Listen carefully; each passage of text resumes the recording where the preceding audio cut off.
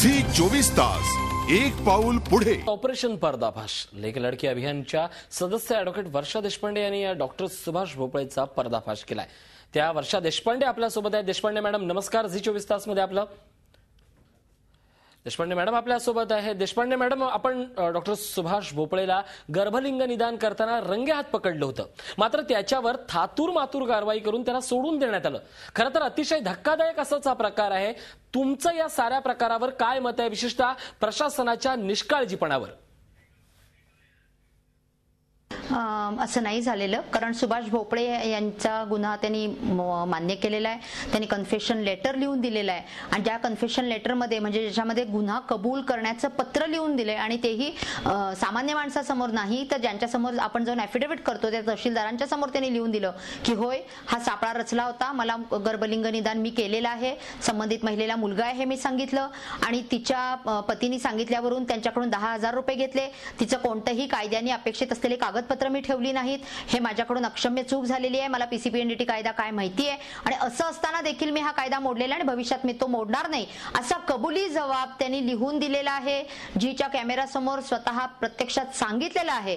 त्यामुळे या बाबतीतली सगळी जी कारवाई झालेली आहे ती अतिशय कायदेशीर पद्धतीने कारवाई झालेली आहे। संपूर्ण कंप्लेंट तयार आहे। आपण या कायद्याचं स्वरूप आणि या कायद्याच्या संदर्भातला जो गुन्हा आहे त्याचं स्वरूप समजून घेतलं पाहिजे। हा संपूर्ण गुन्हा हा वैद्यकीय क्षेत्रातील संघटित गुन्हेगारीचा प्रकार आहे। त्यामुळे याची संपूर्ण चौकशी ही पोलिसांकडे नसून ती वैद्यकीय अधिकाऱ्यांकडे आहे आणि वैद्यकीय अधिकारी हे पोलीस नसल्यामुळे ते घेतला जातो, त्याला अटक केली जाते, कारण त्याच्याकडून सगळी माहिती मिळणं अपेक्षित असतं आणि कित्येकदा असे गुन्हे मोठे असतात आणि त्याच्यामध्ये कधी कधी 90 दिवस आपल्याला त्याची तहकीकात करावी लागते। पण हा अतिशय महत्वाचा छोटा असला तरी गंभीर स्वरूपाचा गुन्हा आहे ज्याची तहकीकात पूर्ण झालेली आहे, दावा तयार आहे।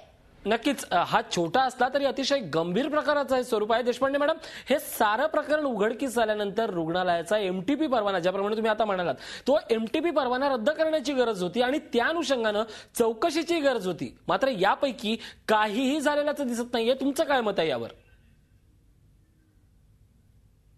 नाही, त्यावेळेला तातडीने अगदी महत्वाचं आहे की एमटीपी नुसार पण इथे कारवाई होणं आवश्यक आहे।